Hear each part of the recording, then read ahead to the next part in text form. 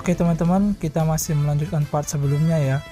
Setelah Shiryu berhasil selamat, pertarungan mereka pun tak terelakkan. Namun, Shiryu merasa kesulitan karena harus menyerang sembari tidak melihat cahaya dari perisai sen perak tersebut.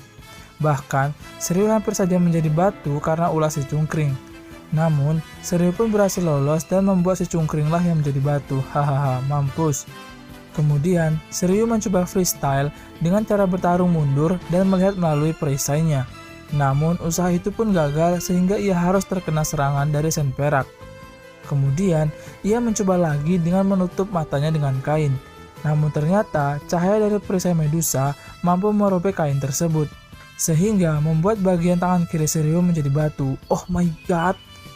Shiryu pun menjadi bulan-bulanan dari sen perak. Saat sen perak akan melakukan fatality, tiba-tiba sen logam datang dan menolong Shiryu.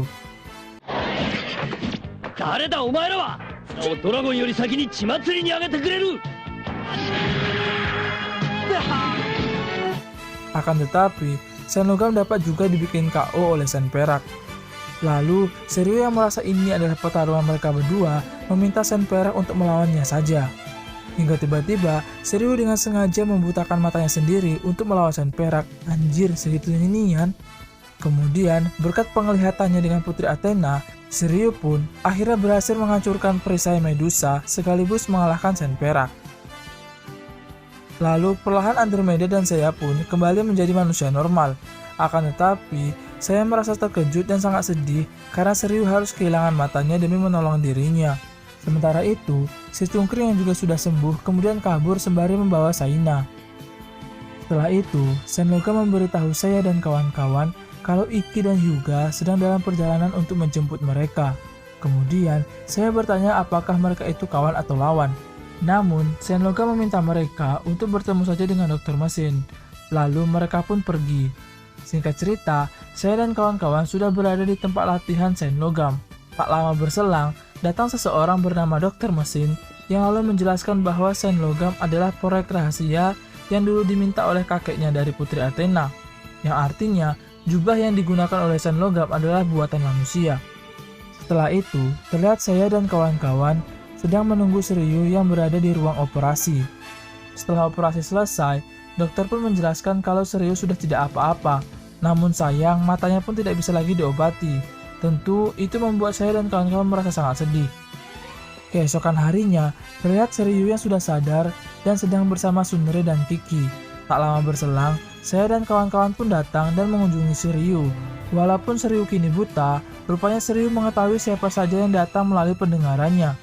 Setelah itu, Shiryu pun pergi kembali ke tempat gurunya untuk mengobati matanya. Sementara itu di istana Yunani, si badut diminta Ares untuk membuat saya dan kawan-kawan saling terpisah. Lalu terlihat kembali Saina yang meminta untuk membunuh saya, namun ditolak oleh si badut karena ia telah mengirim sen lain ke Jepang. Akan tetapi, Saina terus-terusan ngotot agar dia bisa ikut ke Jepang untuk membunuh saya. Rupanya, Saina ini nggak terima karena wajahnya pernah dilihat oleh saya. Jadi, ya mungkin dia terasa ternodai lah gitu. Anjay, dan tergokil lah ini nih.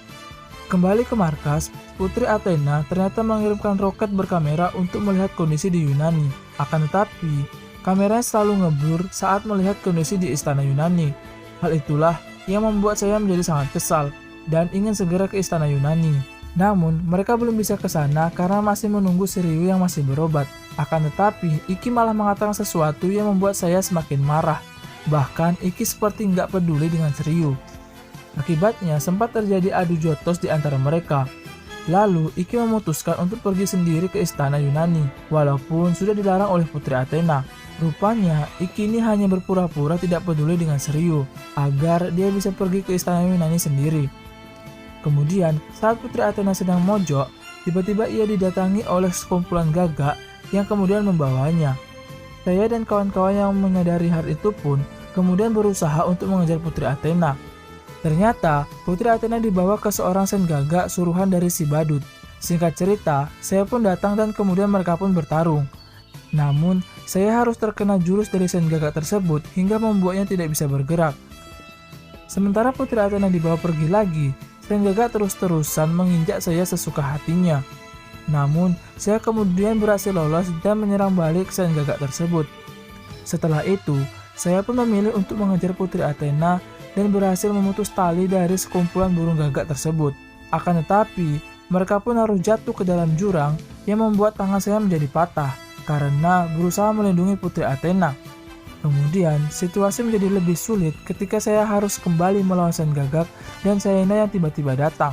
Lalu, dengan sedikit bumbu-bumbu drama dan percintaan dengan Putri Athena, mereka berdua pun kemudian memilih untuk bundir dengan melompat ke dalam jurang. Anjay, fuckboy juga ternyata saya nih.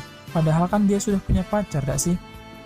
Keesokan harinya, ternyata saya dan Putri Athena masih hidup, namun dengan keadaan saya yang pingsan. Saat Putri Athena mau mencipok saya sebagai tanda terima kasih, tiba-tiba Shaina dan Sang Gagak muncul kembali. Demi melindungi saya, Putri Athena pun kemudian mengeluarkan kosmo yang membuat Shaina dan Sang Gagak merasa terpukau. Bahkan, burung gagak yang sebelumnya ingin menyerang Putri Athena, kini malah berbalik nurut sama Putri Athena. Lalu, ketika Shaina ingin menyerang Putri Athena, Andromeda dan Hyuga pun datang di saat yang tepat. Ya, walaupun sedikit kesulitan, namun akhirnya Andromeda dan Hyuga berhasil membuat Shaina dan Sang Gagak jatuh ke dalam jurang. Saat mereka akan pergi, tiba-tiba muncul kembali dua sen perak yang menghadang mereka. Andromeda dan Hyuga yang berusaha melawan pun malah harus terlempar ke dalam jurang, sehingga menyisakan Putri Athena dan saya saja. Akan tetapi, Iki kemudian datang dan berhasil mengalahkan salah satu dari sen perak tersebut tanpa harus mengeluarkan keringat sedikit pun. Setelah itu, Iki juga berhasil mengalahkan sen perak yang satunya lagi walau harus sedikit kesulitan.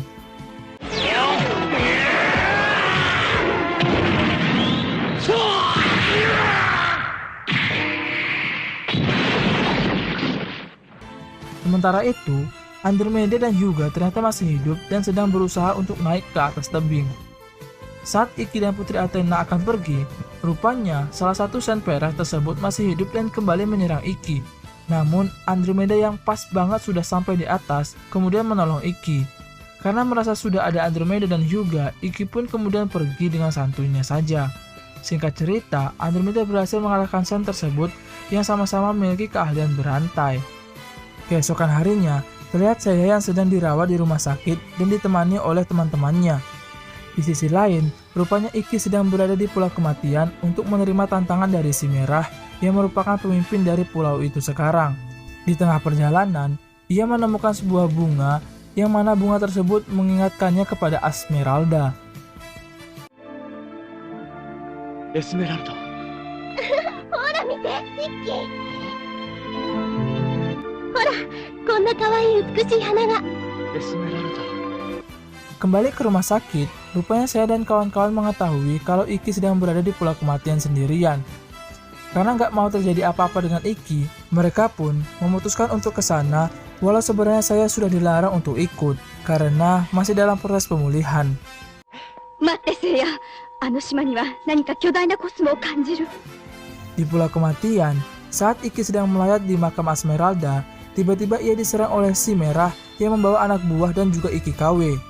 Iki yang belum sempat memakai jubahnya akhirnya malah terkena genjutsu dari Iki KW. Namun Iki berhasil sadar berkat saya dan kawan-kawan yang datang tepat waktu dan memanggil namanya. Setelah sadar, Iki pun kemudian menggunakan jubahnya dan berhasil mengalahkan si Merah dengan jurus genjutsunya. Akan tetapi, saat mereka akan meninggalkan pulau tersebut, tiba-tiba Ares menembakkan sebuah cahaya dari Yunani ke pulau tersebut, yang membuat pulau itu pun menjadi hancur. Putri Athena yang kebetulan juga berada di dekat pulau itu, kemudian mengeluarkan mantra-mantra agar saya dan kawan-kawan selamat. あなた方は希望の闘士、戦。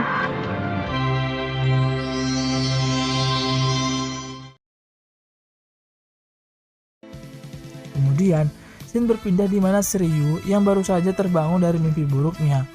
Ia merasa sangat sedih karena ternyata gurunya pun gak bisa mengobati matanya yang buta. Walaupun begitu, Shiryu tetap melatih dirinya dengan menggunakan pendengaran yang dia punya. Sementara di Jepang, saya kembali terlibat cekcok dengan Iki karena sifat egoisnya yang gak pernah peduli dengan Shiryu. Namun, saat Iki pergi, Putri Athena pun menjelaskan kalau sebenarnya Iki itu sangat peduli, namun gengsi aja bos. Kemudian, saya memutuskan untuk pergi menemuimu agar mau mengobati mata Shiryu. Kembali ke Shiryu, Ia yang sedang healing bersama Sunre kemudian sampai di sebuah sungai. Lalu Sunre pun berenang dan meninggalkan Shiryu sendirian. Namun tiba-tiba Sunre malah terbawa arus sungai yang itu disadari oleh Shiryu. Ia yang mencoba menolong pun gak bisa berbuat apa-apa. Yah, mau gimana lagi, gua buta, pikir Shiryu. Tak lama berselang, datang seorang pria yang kemudian menyelamatkan Sunre. Pria itu adalah Goku yang ternyata teman masa kecil dari Shiryu saat berlatih dengan gurunya. Namun, karena Goku ini adalah anak yang kasar dan degil, sang guru pun membuangnya dan gak mau lagi melatihnya. Lalu, Shiryu dan Goku pun berjanji akan bertarung kembali suatu saat nanti. Sejak saat itu, Goku terus berkelana dan melatih dirinya sendiri tanpa seorang guru. Kembali ke masa sekarang, Goku yang gak tahu kalau Shiryu buta, kemudian malah menyerangnya. Sunre yang telah sadar pun kemudian memberitahu kondisi yang sebenarnya. Mendengar itu, Goku kemudian pergi karena ia merasa itu adalah pertarungan yang tidak adil.